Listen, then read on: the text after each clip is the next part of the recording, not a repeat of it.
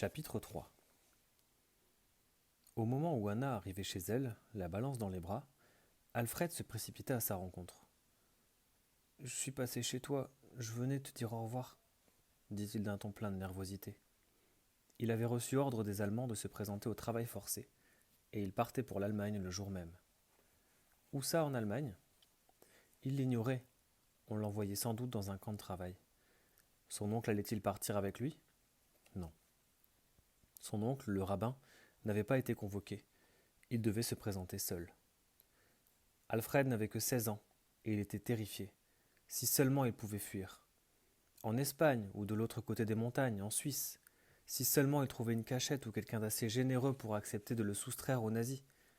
Il avait beau s'efforcer de paraître courageux, la peur suintait de tout son être. Annelie aurait tant voulu l'aider. Les larmes aux yeux, elle lui dit au revoir. Alfred promit d'écrire, et ils convinrent de se retrouver après la guerre. Oui, elle le lui affirma. Elle serait toujours sa petite amie quand il reviendrait. Il s'en alla sans se retourner. Au déjeuner, Anna contemplait son sandwich sans le moindre appétit. « Anna a de la chance !» s'exclama madame Gosselin. « Si seulement nous trouvions le moyen de partir, nous aussi. On disparaîtrait, comme ça. Qui sait si nous n'allons pas être ramassés et envoyés Dieu sait où dans des camps de travail forcés comme ce pauvre Alfred. Le rabbin doit être fou d'inquiétude. » Madame Gosselin était très pâle, avec les yeux largement cernés. La disparition de la famille Franck la rendait encore plus nerveuse que d'habitude. Après tout, son mari et elle étaient des amis proches des Franck. Ils célébraient ensemble les fêtes religieuses et se voyaient souvent pour boire un café. Dehors, il se mit à pleuvoir. M. Gosselin sortit faire sa visite régulière au vieillard solitaire du Yachts Invalid Hospital. Gaby ne voulait pas terminer son assiette et sa mère perdit patience. Irma s'y prenait très mal avec elle. Madame Gosselin demanda à Anna de s'en occuper pour qu'elle puisse boire un café et fumer une cigarette. Gaby fermait la bouche dès qu'elle voyait approcher la cuillère. Anna se mit à jouer à leur jeu habituel. « Une cuillère pour moi ?»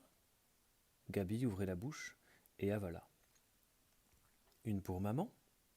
Gaby ouvrit de nouveau la bouche. Avant qu'elle change d'avis, Anna accéléra le rythme. « Une pour papa ?»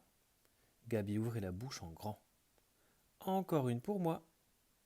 Gaby referma la bouche, parce que la règle du jeu, c'était de ne jamais mentionner 2 fois la même personne. « Une pour Alfred ?» s'écria Anna. Les larmes lui montèrent aux yeux. Où allait-on l'envoyer ? Serait-il en sécurité ? Traité convenablement ? Dehors, la pluie tombait à verse. Anna lut à Gaby une histoire après l'autre. Sa matinée avait été tellement chargée qu'elle n'avait pas préparé son cours d'hébreu. Comment être une bonne élève alors qu'elle devait s'occuper de Gaby presque tout le temps ? Elle se sentait oppressée, comme si un oiseau avait élu domicile dans sa poitrine. Dans l'après-midi, elle aida sa mère à peser les grosses fraises pour la confiture.